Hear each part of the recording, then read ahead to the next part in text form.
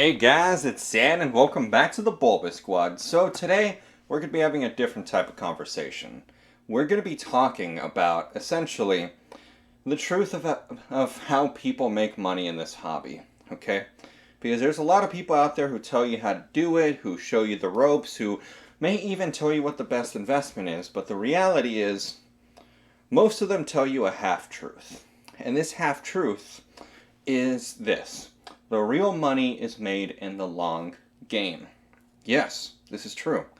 The real money is made in the long game. However, like I said, it's a half-truth. What most content creators do not tell you is that, while there is money being made there, you have to make money along the way.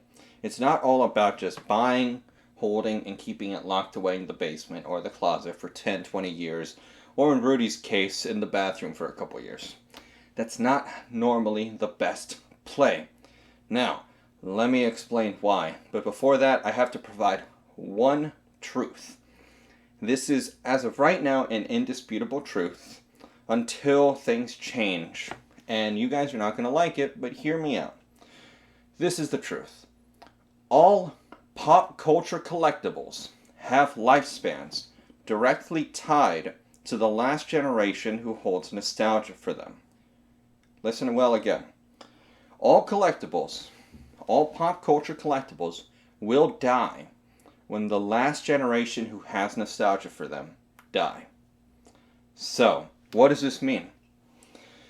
Essentially, it means that Pokemon has a finite lifespan. Now listen to that well, okay? I want to tell you guys that so you understand how speculative this actually is. Magic the Gathering has the same thing. Digimon, every pop culture collectible. Unless if it magically makes the jump to a fully established antique or collectible, which is very difficult. Now, that you guys made it through that, here's what I believe. Pokemon's here to stay for a good while. Another 20 years. I honestly have faith that it could very easily be 30 or 40 years. Simply because, well, yes, it is directly tied to the lifespan of the people. They have been successfully catering to new generations, in my opinion. But the reason this must never be forgotten, and why I have the opinions I do now, is let's go a little bit to Star Wars, very briefly. Star Wars, fantastic franchise, everyone loved it. And then we had The Last Jedi, and that split the fan base and permanently marred the reputation of that franchise. And even now, despite it being such a powerhouse of a franchise, no one cares about the CCG. Is it so impossible to think that Pokemon at some point could just mess up, be completely tone deaf to the fans, and start pile driving their entire franchise? It's possible. Obviously, it's worst case scenario, but it's possible. Now, this is what I live in this hobby knowing. Okay? You have to know this. If you do not accept this, if you do not know this, you are doing a disservice to yourself. You need to accept all this knowledge to make the most educated play. Now, again, listen well. I'm not telling you that this hobby is a terrible place to invest. I'm not even telling you it's a good place to invest. Little backstory on myself. I am on the medical path. I am going to become a doctor. I am very far away from the financial world. So don't listen to me in this regard. You can listen to my opinions, take that into your own consideration, and then do your own research, and do as you see best fit. Now, to the crux of the video. The reason I mentioned that half-truth, real money is made in the long game. So I've been seeing a lot of PokeTubers who keep saying, this will be a fantastic investment long-term. This will be it'll be like $400 in a couple years. It'll be this much money. Now, what people don't realize is that you need to make money between point A and point B. Point B being the pinnacle of the hobby in its entirety. All pop culture collectibles eventually reach a point where this is the highest price that there will ever be, and then they just start to downtrend. We can't time when that'll happen. So, you need to live with that knowledge and play around it. And that's why a lot of the way I talk now is reducing the opportunity cost of the dead money, reducing the amount of risk, managing it to try and genuinely make good returns. Now, This can be summed up into I'm going to sum it up in the way I do things. Essentially, I will buy inventory. Let's say a case of booster boxes, if not more, should I think the set is better. And then my goal is to sell until I have absolutely zero money left in the set. You need to be okay selling on the way up. You're never going to be able to time the market to sell at the highest. You're most likely never going to time it for the lowest. You have to accept these facts, even though I preach trying to time the market on the bottom. It's okay. So try to sell along the way.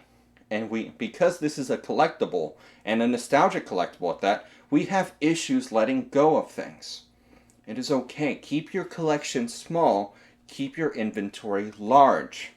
Honestly, I think this applies to everyone, even collectors. Try to keep your collection to a small number of things you love. Perfect example here, this Happy Meal's in the way. This is part of my collection. The rest of this, that's inventory, other than that ETB. That's what I mean. And you must set percentage milestones. Now, these milestones will completely differ from person to person depending on what you're looking for. And you don't need exact numbers. I mean, you could do it if you want to, but I usually just make it up on the fly according to what I see. So what I mean by milestones is, let's say I have Darkness Ablaze. I can make a 50% return on it. Alright, I'm going to sell a box of 50%. Okay, good. Now I've paid for 30 or 40% of the next booster box. Alright, so the next box I'll sell will be at 75%, and then at 100%, and keep doing that until I have zero money in the game. And I can hold the rest of my inventory completely for free, freeing up all of my money. And with that money, I can either do a few things. One, I can put into actual investments, real stuff. Because at that point, it's anchored in a real asset versus highly speculative cardboard. Or, even better, I can split it down the middle, put half back into Pokemon, half into real investments. And guess what? Those boxes I'm holding, they're free. I don't have to worry about them. I don't care if it goes to the moon or if it craters and goes with the E.T. video game. At the end of the day, that is pure profit. And that is the best play to really make in this. You don't think this is what everyone is doing? Go look at what SM Pratt does. Type in his eBay, look at how many cards he has up there, and he's constantly selling. Rudy preaches the long game. Go look at what he's doing. He absolutely sells products to the patrons, keeps a little bit of himself for himself, and pretty much has a cost basis of nothing. Simply because he sold at a profit, and then the inventory left has been paid for. And if it hasn't, well, guess what he does? Alright, it's appreciated to X amount. I'm going to run a sale to the patrons for X number of boxes, and more than likely, after I sell all these boxes, I will be breaking even. That's how he does things for the most part. This is how things are done, but no one ever tells you that. And I wanted to talk about this simply because nobody is doing it. Because I see lots of people who are very enthusiastic, like Captain Jack Sparrow, PokeNav, SM Pratt, Rudy, these big guys, and a lot of people are becoming very bullish on these pop culture collectibles and getting very excited about them for the long term. Not realizing that while the truth is that the real money is made in the long game, the next part of that quote should be, but you need to sell along the way to keep making money. That's what everyone does. That is what is actually happening, not the people who are just throwing it in the closet and waiting 10, 20 years and hoping it's worth more. If you want to make money, you have to keep trying to snowball it in the same way an LGS does. Now, the snowballing can take many different ways. Maybe you decide to do lots of small sales with very small profit margins and do that. Maybe you decide I'm going to go in with bigger items, lots more dollar value, so that way I make less sales, but overall I'll still make about the same amount of money, if not more. And you need to use these percentage milestones that I was talking about, like the ones I made up for Darkness Ablaze. I kind of did it already because I'm holding 3 boxes completely for free. I sold the rest of my case. And now I'll elaborate a little bit on these percentage milestones so you guys get a better idea. Essentially, You need to go based off of each individual set and or product. So far I haven't had to deal with products because I like just sticking with the primary asset class. But set to set, perfect example, Hidden Fates. Hidden Fates right out the gate shot up. Before they reprinted those Elite Trainer boxes, they went to $250. That was not even a year into its existence. So, would it make sense to sell Hidden Fates at 50% gain? Would it even make sense to sell Hidden Fates at 100% gain? I don't think it would be. So I would be looking for 150% gain in that situation. And on the flip side, with Battle Styles, it just came out. Let's say I got it at $500 for the case. That's what I ended up getting it at after all was said and done, but before the release. $500 case, so about $82, $83 a booster box, and let's work with a $160 cost. That's the open market, because that's what they were actually selling for. I know it's most likely going to get reprinted. It is a brand new set. It is very playable in the TCG, and the price is very high. All of these factors come together to tell me more than likely it's going to get reprinted. Alright, so I'm going to go ahead and sell half of my position, maybe more depending on my confidence, or maybe I'll just sell like 2, so that way I get most of my money out, and I get to keep the rest for relatively cheap. Making that play to provide yourself the freedom to then make better decisions later on. That is the whole idea of this. That's the crux. And I use Battle Styles because, again, that's where you would look at it and go, okay, it's already at 100%. What are the odds it goes to 150%? I don't think there's odds. What are the odds it goes down to 50%? I think that's much higher. So I'm going to go ahead and cash in right now, put in the money, and then if I decide to, I'm going to buy back in later. Because the thing is, you can't regain the gains that were lost. If it was at 160 and it goes down to 120, good luck finding someone who you can beg to take it at 160. It's not going to happen.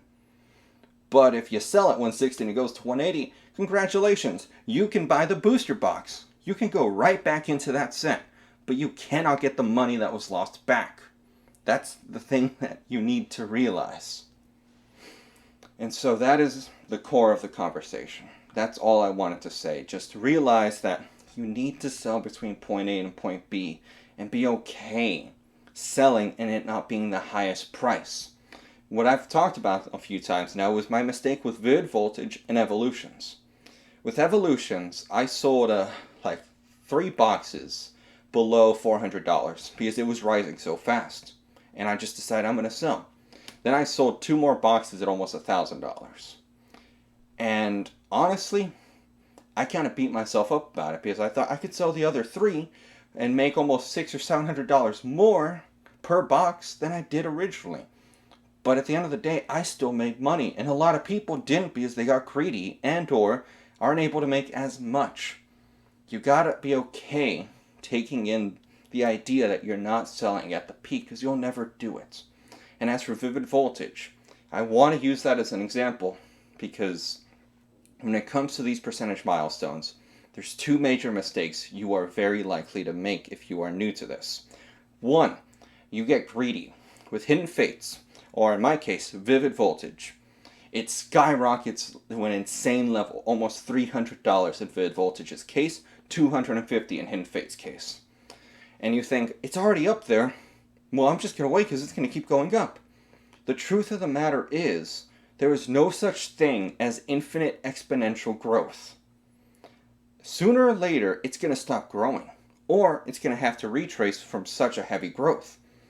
So what ended up happening with Vivid Voltage is I had a cost basis of $82. I could have sold, what would that be, like 1, almost just 2 boxes, and I would have already been making profit and held 4 for free. Do you have any idea how stupid I am for not selling at that time? It is probably one of my biggest mistakes I have made, and that is okay. I had to learn from it. That is one thing you need to avoid.